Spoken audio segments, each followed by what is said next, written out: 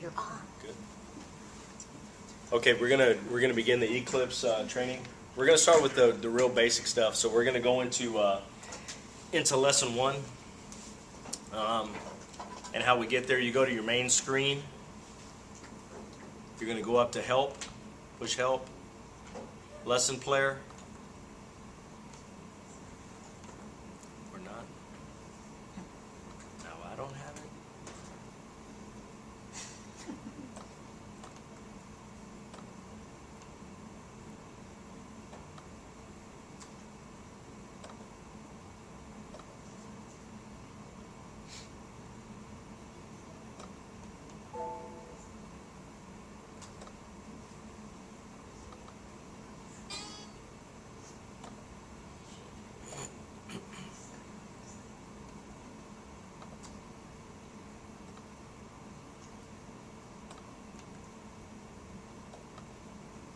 Okay. So you want to go to Help, bring it down, Lesson Player, Class A, welcome. Okay. It should be at the top. So it's going to tell you pretty much like an intro to Eclipse or whatever. So it's a computer-aided transcript program that's used with CAT. It tells you about all the efficient editing keys and whatever. So some of the basic stuff that they have is, you know, if you want to make the font a little bit bigger or smaller, you just do Control Shift F7, makes it smaller. I mean bigger. You make it as big as you want or whatever. Or F8, which makes it smaller. Okay. So that's some pretty basic stuff right there. But I mean, if you want to do, you know, text body, or you can go to the zoom in, zoom out. So this will be up here, usually on your toolbar, and we'll kind of go through that. You can kind of do an advanced toolbar or whatever. So there may be some stuff in here. Oh, you know what? It's through Windows. You go to View, and it'll give you like the status bars or, you know, whatever. Or, you know, you can go to Alt-U to Users, go to Document,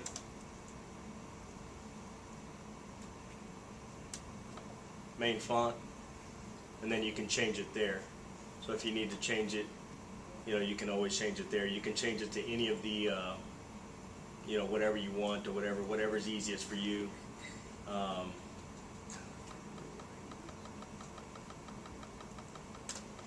I use the New Courier is the one that I usually use. It's kind of easier to read.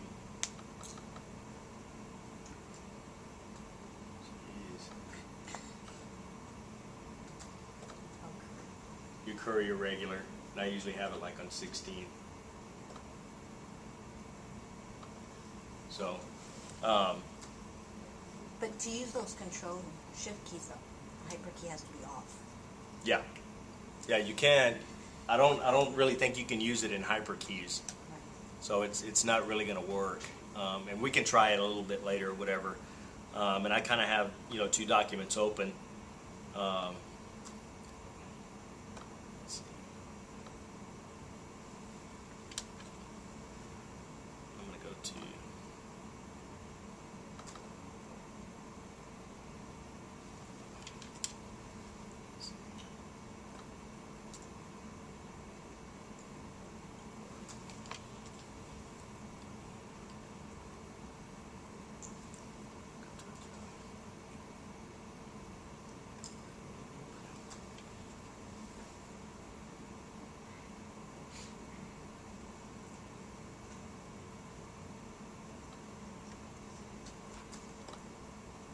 okay. So you do Control Shift F7 makes it bigger. Control Shift F8 makes it smaller to where you can read. So I'm going to kind of be switching back and forth, and I'll kind of show you guys in the text, you know, kind of how it works or whatever. So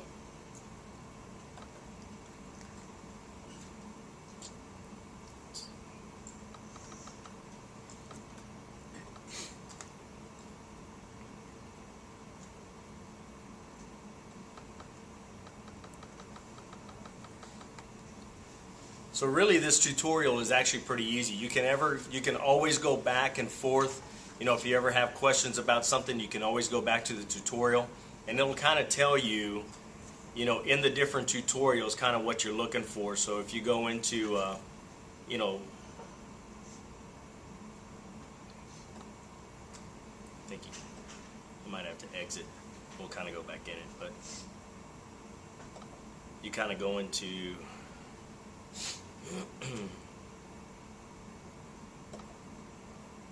what should have been I there. think once you've seen a lesson, you have to exit the whole thing and get back in.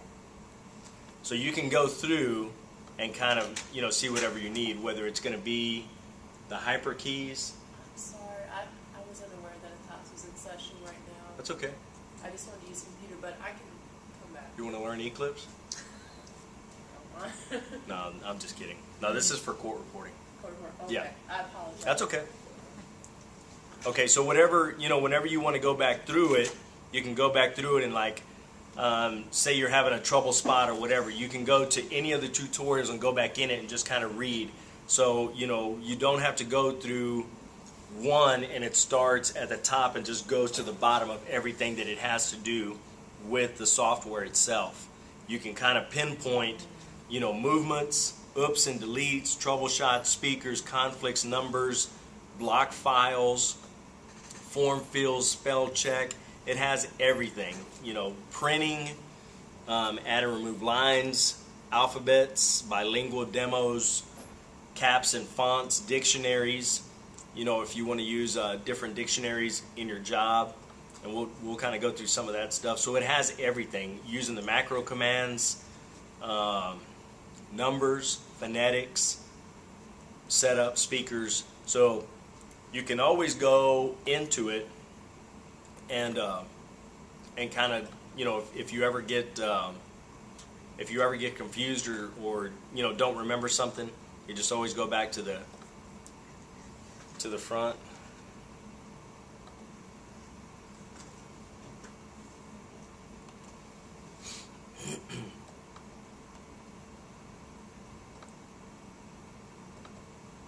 Okay, and what I did right there, if for some reason you're having trouble bringing up the lesson player, go into install lesson, you'll find it. It should be right there. So what you want to do is click on the first one, push shift, arrow down, and what it'll do will highlight all of them. So you want to highlight all of them, push open, and then that will install all of your lessons onto your lesson player. So they're all here on your lesson player. So you just want to put there, click on that one. So, and it's really easy, and it pretty much tells you what this tutorial really does, and it's really simple. It's all about reading, watching, and then doing. And it's actually pretty neat because, you know, it's real hands-on. It kind of shows you what they mean. So when you go to these visualizers, what you do is you click on the visualizer, push Alt-V. Welcome to the Total Eclipse Visualizer. The Visualizer is a set of more than 260 short movies that are integrated with the Eclipse help system. Each movie lasts only a few minutes. They're MP4 files which can be played by a variety of media players, such as Windows Media Player, Real Player, the QuickTime Player, and VLC Media Player. We include an installer for VLC Media Player as part of the Total Eclipse installation disk. We recommend using the VLC Player because it offers great control while you're watching the presentations. Within the VLC Player, you can go to Tools, Preferences, or press Ctrl-P to see the many hotkeys that are available. For instance, you can press F for full screen and Escape to escape full screen. You can press the space bar to pause or resume playback. And to jump forwards or backwards, you can press the left or right arrow keys in combination with the Shift, Alt, or Control keys. You might want to press the space bar to pause and try out something that you've seen. If you already have Eclipse running, then you can press Alt and Tab together to switch over to Eclipse and try something out, and then press Alt-Tab together one more time to switch back to the visualizer. When you've watched all the visualizers, you can earn up to 0.6 NCRA continuing education units by ordering the Total Eclipse Overview. I hope the visualizers and the in-depth tutorials that have been prepared for you will help you to truly enjoy Total Eclipse. Okay, when I'm going to show you what he was explaining there, you push Alt-V, it kind of goes into Total it. Eclipse Visualizer. You're going through something and you have a question about it, you push the space bar. The space bar stops it right there. It's like, oh, I think I know what he was talking about. You go back into the body of a text, you kind of figure it out, then you're fine. You come back over here, you exit out, you're good to go. If at any time, you need to go further, push the space bar again, it starts it again. Eclipse help system. Each movie lasts only a few minutes. There are MP4 files which can be played by a variety of media players, Right up here, such as Windows Media. A few minutes. you can shoot it there back. There are MP4 files which can if you be need to go played back, by if you a need to go back to variety the of beginning, media put players, your cursor there. such as Welcome to the Left Total click it. Eclipse Visualizer. The visualizer is a set of more than 260. So it's actually it's actually pretty user friendly. I mean, all you need to remember is the space bar to pause or resume. Very small jumps. You can do the shift, left or right or whatever. I just kind of use the mouse and just kind of click on wherever you need to go or whatever, and then you can push play. You push the space bar again, and it starts it again. So, do you have any questions about any of this stuff right here? It's pretty basic, but when you're going through, there's actually quite a few movies or visualizers or whatever, and that's what they're telling you right here. Is that whenever you see a here, click on it, Alt-V, and that just means that it has a video that goes with this part that they're talking about, and then he goes into depth of explaining exactly what he means. Because a lot of times, and I'm kind of the same way. I mean, I can read something, it's like I don't understand. Well, he'll go through and explain it to you, and he'll show exactly where you need to go. So it's actually pretty neat.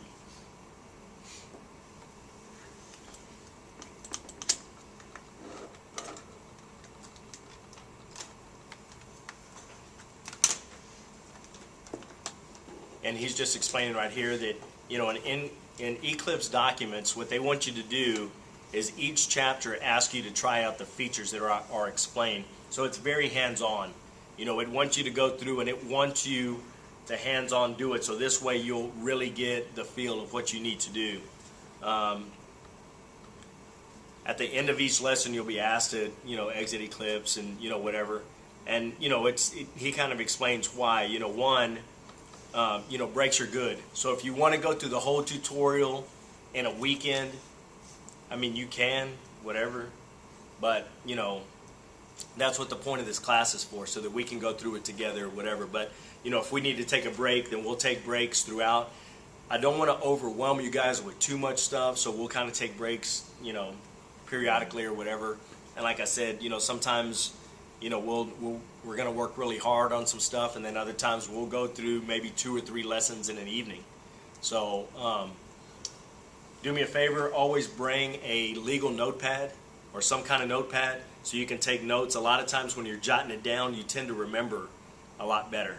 When you're writing it or when you're hands-on doing it. That's why I like this tutorial with Eclipse, is because he makes you do it, and if you're not doing it, even if you want to do it, don't want to do it, whatever, you write it down, you're going to remember a lot better than just reading it and it's like, well, I don't remember, is it space bar, is it shift, control shift F7 for the volume, or, no. I mean, once you write it down, you're going to remember. It's a space bar.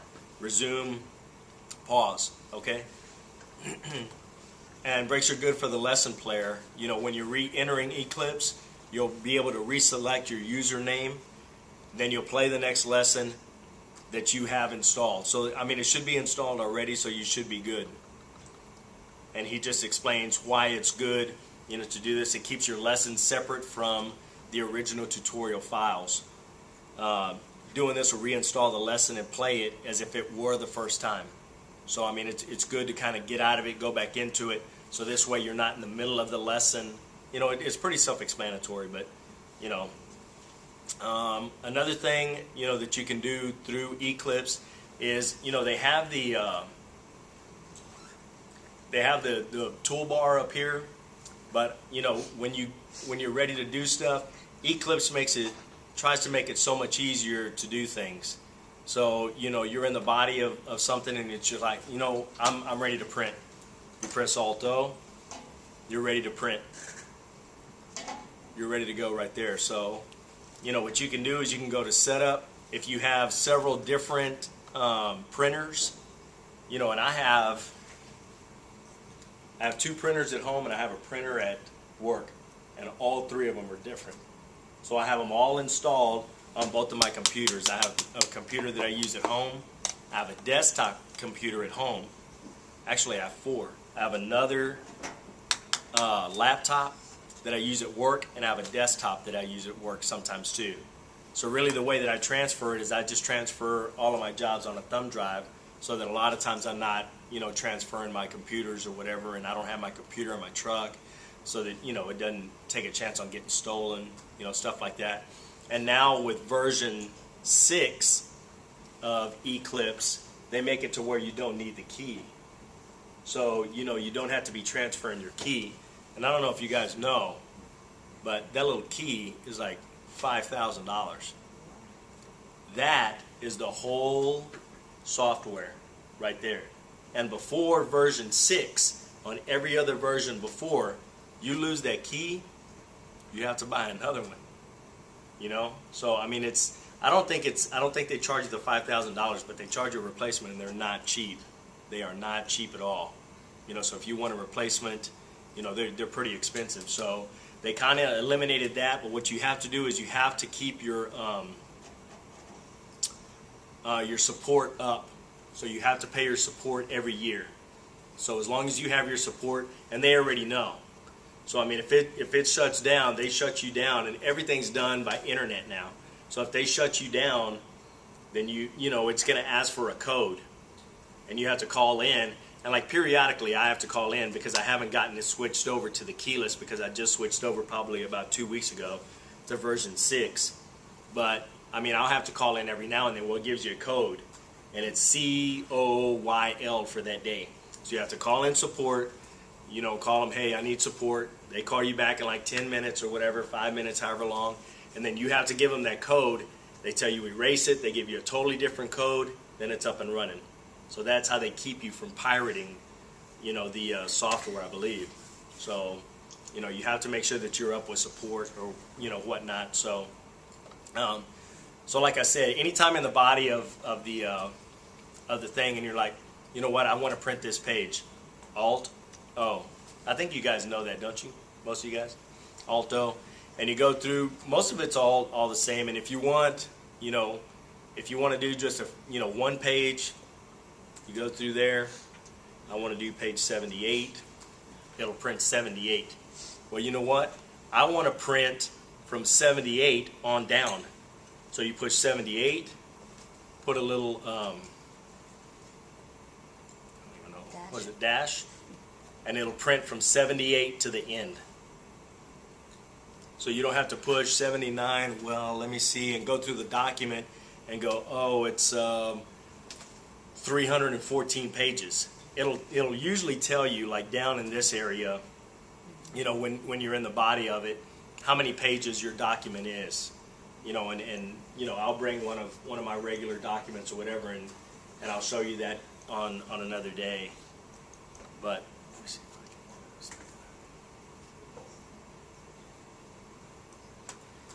I can. So I mean, that's the way that you do that. Or, you know, usually when you pull out Alt-O, it's going to say all. And if you want to print the whole document, that's what you're going to be able to print. Well, you know what? I'm on page 78, but I want to print 1 through 77. Have it printing. Exit out of this, and you press OK. And usually, like all of the printers now are wireless. You know, just about all of them are. You press OK, It starts printing, you exit there, you start editing again, it's printing your document. It's printing your document as you're editing. So if you want to print what little you've done or however much you've done, then you can go Alto, whatever, print it, have it printing to where when it's done, then it's like, okay, it's ready to go. You get that amount of paperwork, and then you know what, I'm ready to start proofreading this a little bit, get away from the computer just because my eyes are kind of hurting. You don't want to be on the computer that much, so you want to do something a little bit different. Go have a snack, then go to proofreading. Well, I can do about 60 pages in an hour. 50 to 60 pages proofreading in an hour. Editing is different. Editing is a little bit different because you have to go through and make sure everything's correct, make sure all your grammar's correct, your speaker identifications are correct, your Q&As are correct. If you have colloquy in the document, you want to make sure that that's all correct, all your speaker identifications are correct. So it's a little more intense when you're going through and editing the document than when you're proofreading. When you're proofreading, you really want to pay attention, but it's a lot quicker. So, I mean, you're going through and reading, and, it's like, well, I know that the judge, Mr. McClinchy, and Mr. Guller are speaking here. I know that it's not, Ms. Rayford has nothing to do with it in this body of the document, but for some reason it got in there, that she was in there. Well, that wasn't Ms. Rayford, that was Mr. Guller who said that. You go through, wherever your speaker identification, let me see if I can find it. Okay. And you'll go right here. It's like, well, Ms. Duran wasn't the one that was examining that witness. It was Mr. Guller. Highlight that. F2 gives you all your speaker list. So all of your speakers for that job should be in there. You go on there. And a lot of the first ones are real basic. They give you the witness, the court. I use a lot of different ones. Number 6 is my favorite. Oh, number 6 is my absolute favorite. So, and I use it a lot. But I mean, that's when there's a lot of people, and I just, you're trying to think of speaker identifications. That'll be for another night, and we'll talk about speaker identifications, later on. But, if for some reason your speaker identification is wrong, then, like I said, you're going through the body, you're editing, blah, blah, blah. Oh, you know what? That wasn't Mr. Rand. That was Mr. Guller. Highlight, click on it. F2 brings up your speakers. It usually comes, to the very end. You know what? It was Mrs. Leonard. Highlight Mrs. Leonard, push enter, and it goes back, and it'll go to, Miss Leonard. Let me do it. Are your hyperkeys on or off at this time? It doesn't really matter. It doesn't? I don't think it does. They're on. They're on there. So it doesn't really matter. As long as you kind of use your cursor, you can kind of do, whatever. And it kind of tells you out here on your magic keys, it kind of tells you, what do you want to do? You know what? Well, that was the court. The court said that. Oh, shoot. You push number 2. Now it's the court. Oh. So it's just that, it's that simple. And it keeps you from having to go through and really think, well, you know what? Now I got to highlight it. Miss Duran wasn't on there. F2. That was Miss Duran, wasn't it, the first time? Yeah, Miss Duran. Oh, it was Miss Duran. Okay. Well, it didn't give me that as an option at first because it thought that I was trying to write something else. So it'll give you the option of maybe Miss Duran is attorney 2. Well, maybe I didn't the first time, I was going through. And at the beginning of the job, a lot of times what I'll do is I'll push F2 and I'll put all my all my speakers in there. So I know that Mr. McClinchy's in there. I know that Mr. Guller's representing the children. I know that Miss Rayford is representing so-and-so. Miss Duran is representing one of the dads, and Mr. Wood is representing another one of the dads. So I go through, push F2, put all of my speakers in there already. Well, here where it shows you attorney 2, that might have been attorney 2 right there, where it says Miss Duran. So, what I did was maybe it guessed, or, where it says Miss Duran, it just says attorney 2. Well, I hadn't gone through and highlighted it. So what you want to do is go through, and say you're going through, and I'll do it right now. And it's number 3.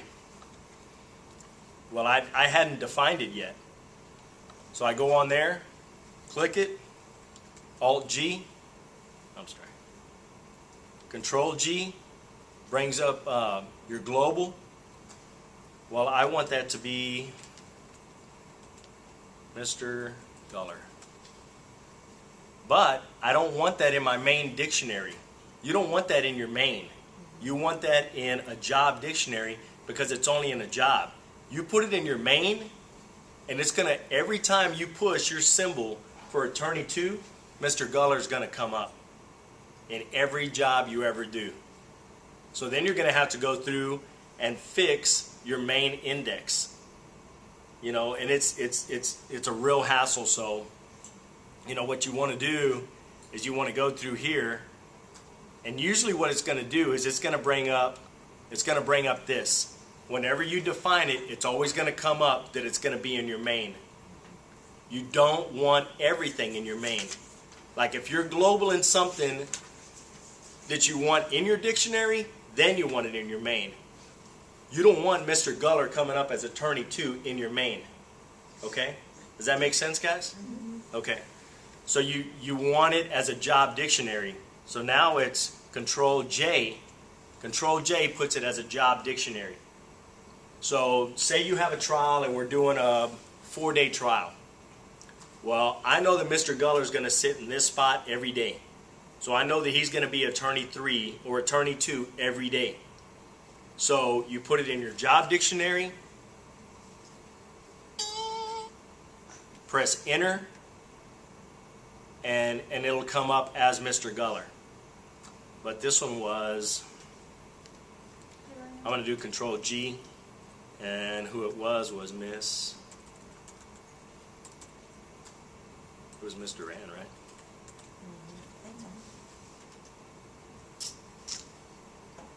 What, I better go through and make sure. I think this was, let me go through and make sure. Yeah, it was Miss Duran. Okay, so what you want to do, you're up here, click on it. You want to do Control G to define it. If you haven't already, and it's Miss Duran, because her name, wasn't already in there. Maybe I already put it in there, and if you did, then you highlight it. Highlight it. Control G to global it. F2 brings up your speakers. It was Miss Duran. Click Miss Duran. Yes. I don't want it in my main, so it's Control J. It's going to ask you, you want to make this change globally? Yes, you do, because every time the attorney 2 comes up, you want it to be Miss Duran. Yes. There he goes. So now every time it's going to come up Miss Duran, but it's going to come up in that job. It's not going to come up in your main dictionary. Does that make sense? Mm-hmm. Okay.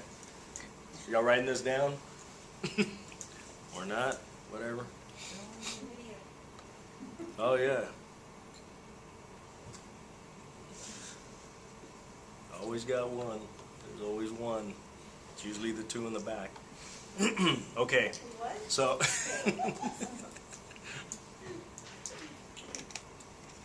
All right, so really we kind of got a little bit off pace right there.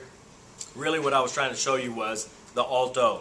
Alt-O, you're ready to print. And really what I was trying to show you is, how you want to do it. You want to do 1 through 77. All right, that'll print through 77. Press OK because it's on the wireless. It starts printing the 77 pages. You go back to editing. So it's actually pretty neat. It gives you, some of the things, if you have any urgent questions, you can find stuff in frequently asked, questions and stuff. They have a bilingual, thing. So for those of you that don't know English, they have a bilingual. So, órale. when you're very first starting out, you went and took a job, and you wrote it, on your machine. Well, the new machines now have the little, God, what do they call A little slot for the. it? No, it's a little disc. It's the small little, SD. an SD card. The machines now have an SD card. I have a 32 gig SD card on my writer. I bet I can put a year's worth of stuff on that 32 gig. And I'm writing every day. Probably 6 to 7 hours a day sometimes. 8 hours. It all depends on how busy we are or whatever. Well, we may write 3.5 hours in the morning, 3.5 hours in the afternoon. That's 7 hours worth of stuff. And it doesn't hardly use any space. Before, we were using the floppy disk. You guys know what that is, right? I mean, it's just unbelievable how many discs I have still. Just because I switched over maybe 2 years ago. I have to keep my records for 3 years. So I still have a load of those discs because I have to keep them for 3 years. And I have a computer that has the adapter that, you put it in. They don't even make the adapter they don't even make the computer anymore for floppy disk. So, everything goes onto this SD card. Well, what you do is when you're ready, you went and took a job, you went and took a deposition, you went and took court, whatever. Hey, you know what? We're going to need that record. We're going to need that deposition. Okay. Well, what you do is you put it in your little slot, wherever your SD card goes. Mine's in the front. Put your SD card in there, and you push Alt-I. So, let's go into the body over here. We'll come here. So this will bring you, you bring up Eclipse. You're ready to read your job in. You press Alt-I. It's going to bring this up. You go to New Source Location. Press on New Source Location. And it kind of gives you a different screen when you read your disk in. What it's going to do is it's going to give you 2004-01. What's the day? The 27th? 27. So it's going to look really weird. And I'll have to bring a file one day. You know what? There might be one in here. Let me check and see.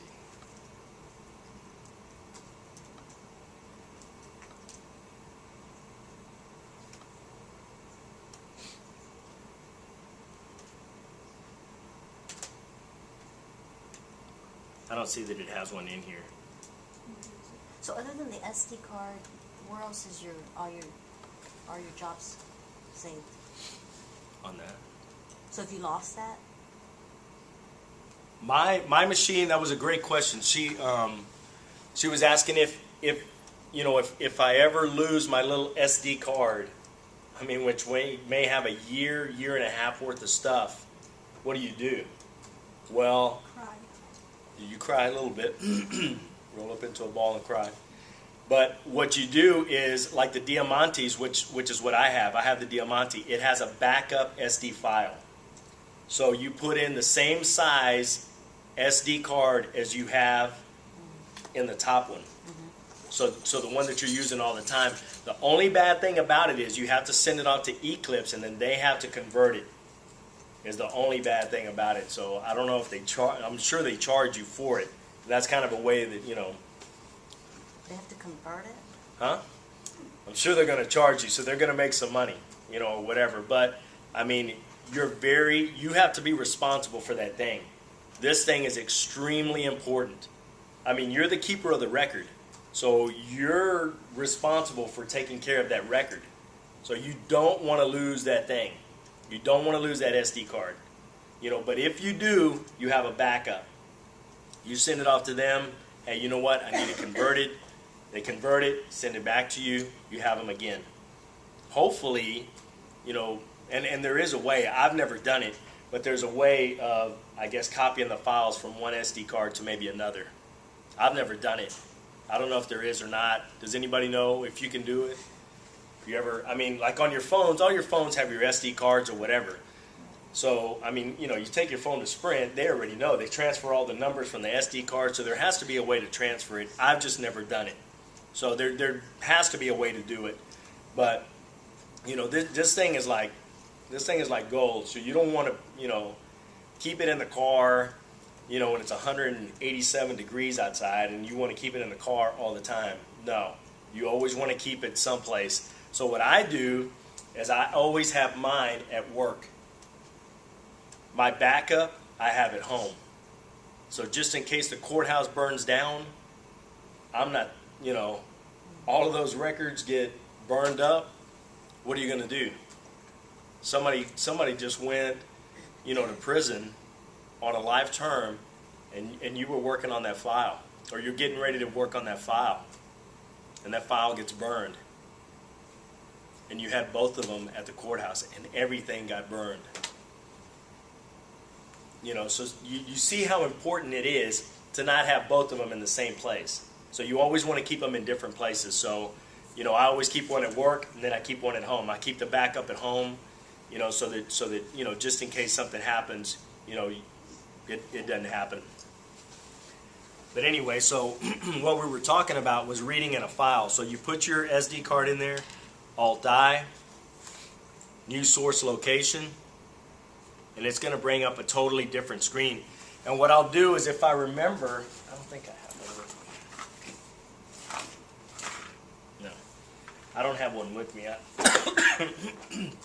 I thought I did.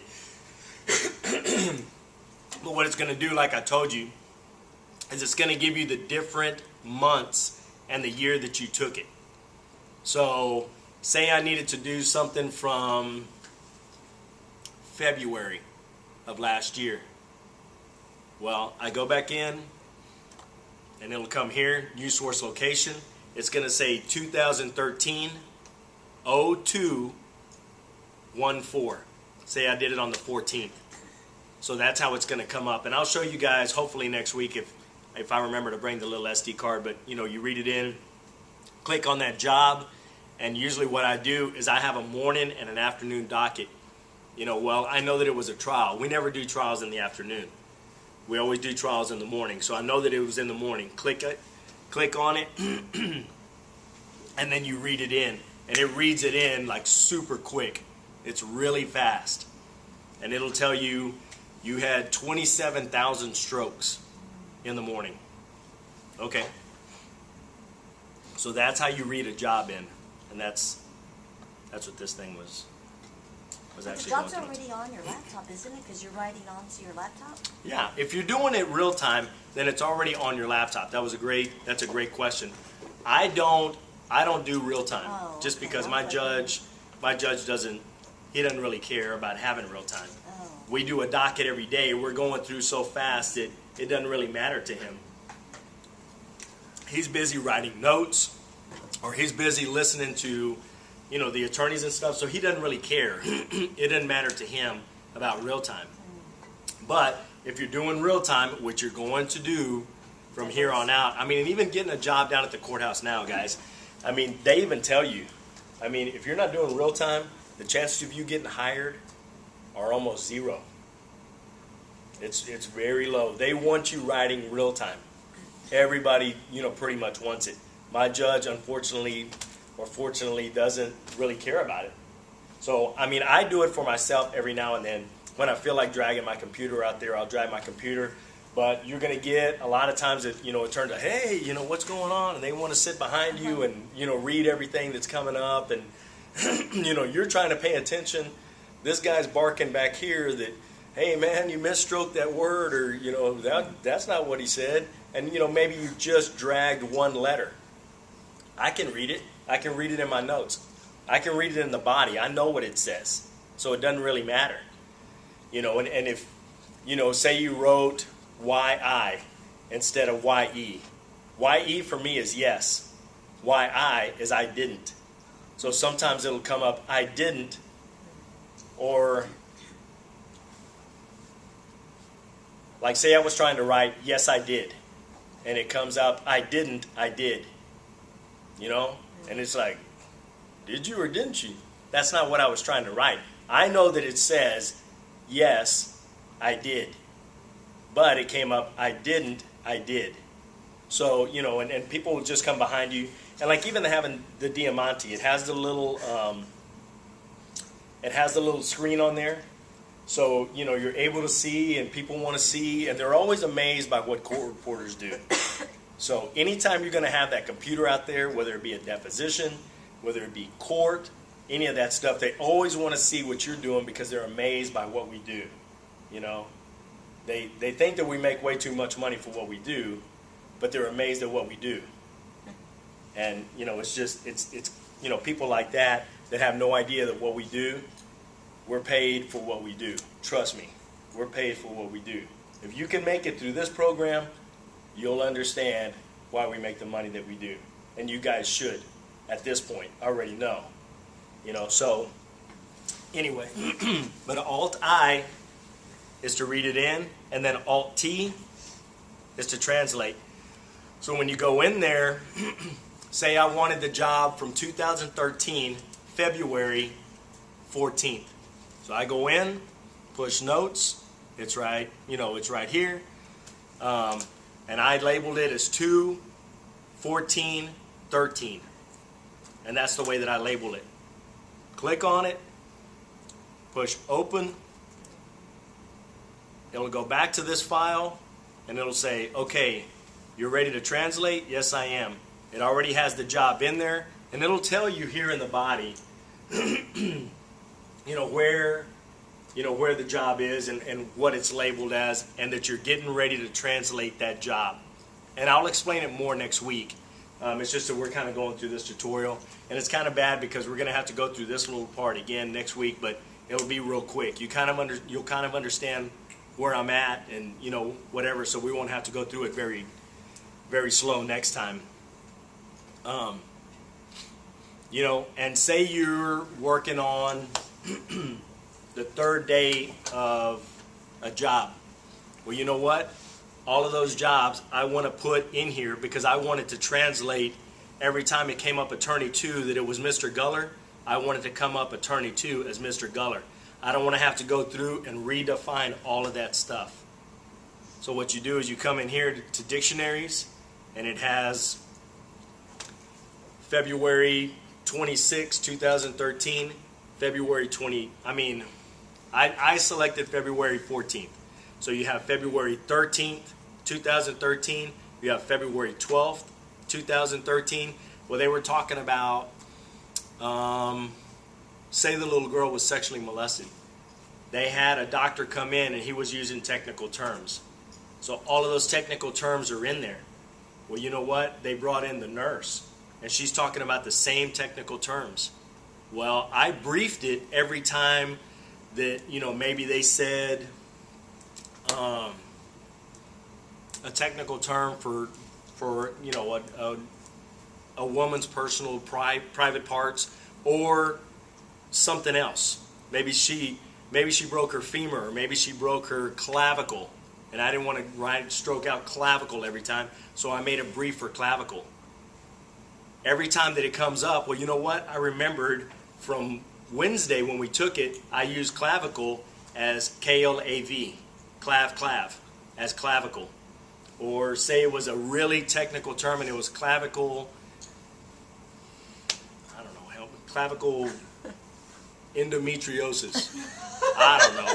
I'm just throwing something out, guys, as an example. Well, you know what? I don't want to write clavicle endometriosis every doggone time. So I just write clav. Well, I defined it as clavicle endometriosis. So that was the doctor from 2 days ago. Well, you know what? All of that stuff that I put in that job dictionary, I have it. I have all of that stuff. So it's not going to be in my main dictionary. So every time I write clav, it's not going to know if I just put it in my main dictionary.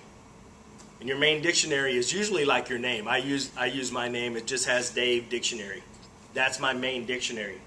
I want my main dictionary in that job because everything else I want it to come out. But you're going to come through and you're going to select. So right here, it'll have your main. It'll have Dave right here. That one's already going to be highlighted.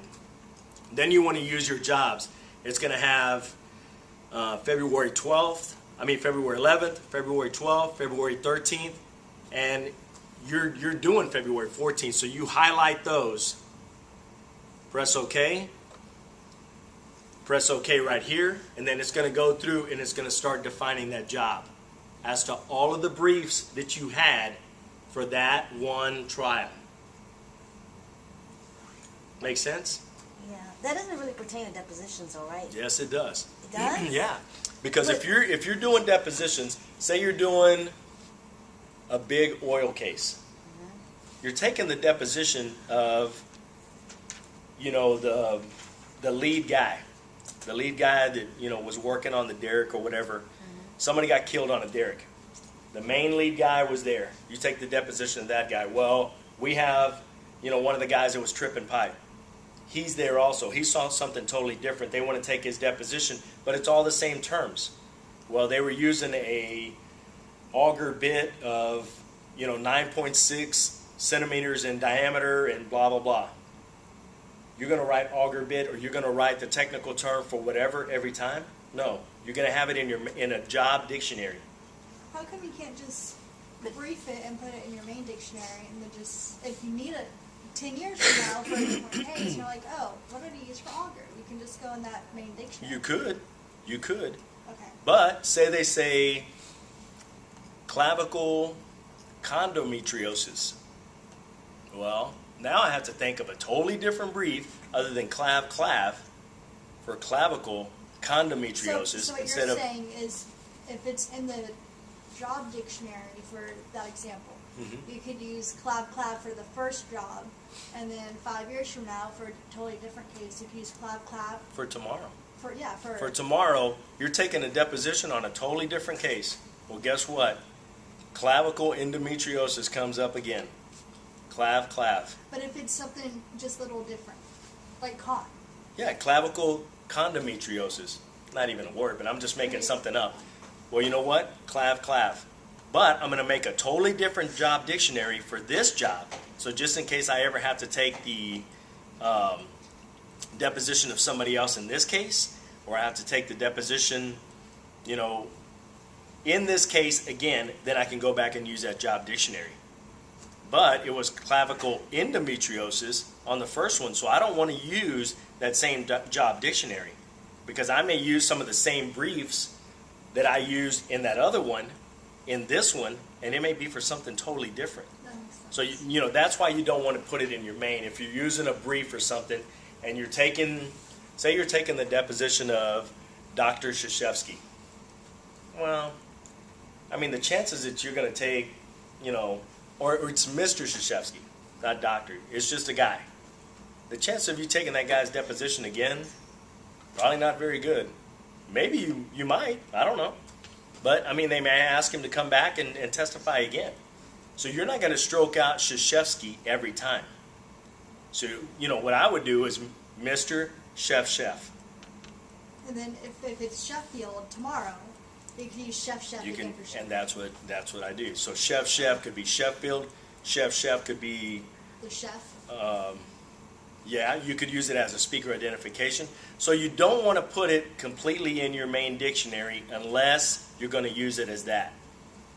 And like I on my different speaker identifications, like I have one that's bald, and I use it for a person that's bald. But a lot of times when you're in a deposition, you don't have time to think of something. You don't think this guy's going to say anything. But he does. Well, lo and behold, he just blurts something out. You can hear it. It's pertaining to the deposition. You're responsible for it. So now you got to think of a speaker identification for this cat. So it's like, oh, he's bald. Because that's the first thing I see. He's bald as can be. He's bald. And it's not anything. It just helps you remember. It just helps you remember on your speaker identifications is all it does. If I were to look at you, it's red, white, brown, just because her hair. It's the first thing that kind of stands out when you look at somebody. So you want to look at somebody that's blue or whatever. So it's the first thing that comes to me is the first thing that I write. But you have to remember that speaker identification, because every time that person talks, you have to put that speaker identification in. So that's where that is. But Do you guys have any questions? I mean, about reading in a job, picking the job, picking, the job when you're translating the notes, and then picking the dictionary that pertains to the job. That's pretty much all we've covered right here. I've kind of added some stuff, and kind of got off track a little bit, but for the most part, that's what we were trying to cover there. I understood where you're bringing in the job, but I didn't understand the whole. Isn't it already a final product? Wouldn't you just pull it up and print it? When? When you put your SD. Oh, you still have to edit it. Oh yeah. Oh. Are you gonna be that good? Well, I mean, I thought. I'm pretty close, but even I. No, even I read some stuff. No, you always go through so one. This is for when you edit. Yeah. So like when you It's a go, finished and product. that's why I say you guys are so much more advanced than like we were, because like back then we didn't have real time. We didn't have real time when I started out. You guys are gonna be there. So if you're at a deposition, even if you're at court, you're gonna be that much more advanced because one, you're not gonna have to go through this stuff. You shouldn't have to. You shouldn't ever have to read your notes in. You should never have to translate anything because it's coming up on real time. That job is already gonna be there. But if you don't, say your computer's broken that day, you have it in the shop, your husband took it, or whatever, you didn't have it, so you didn't take it to court that day. So you're just writing on your machine to the SD card. This is how you do it.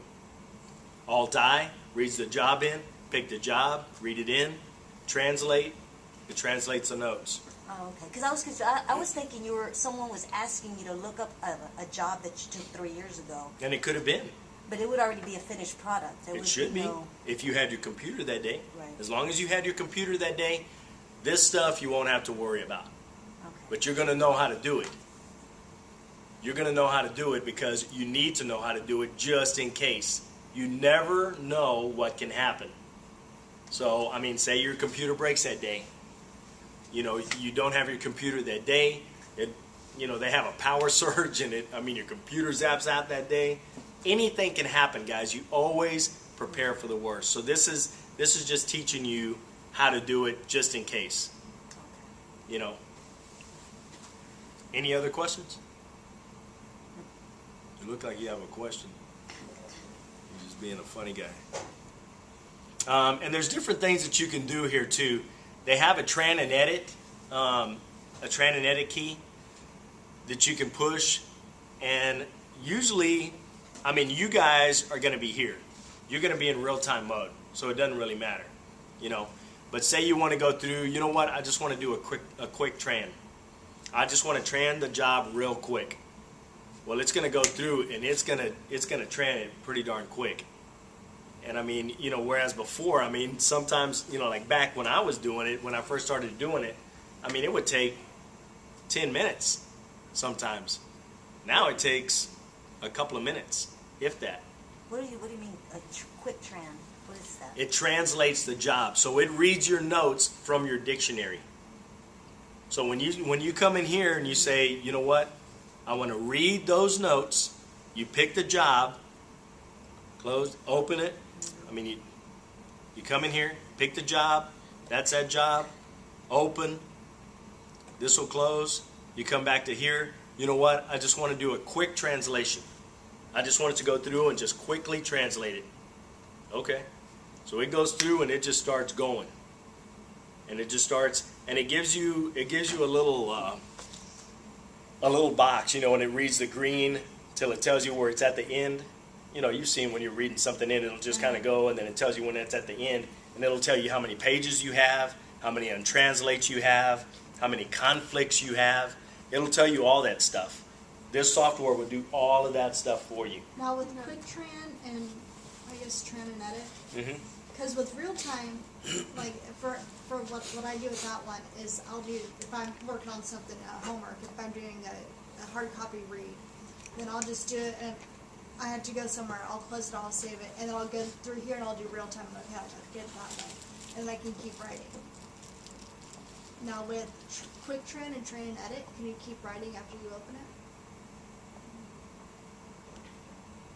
I'm not sure if I understand.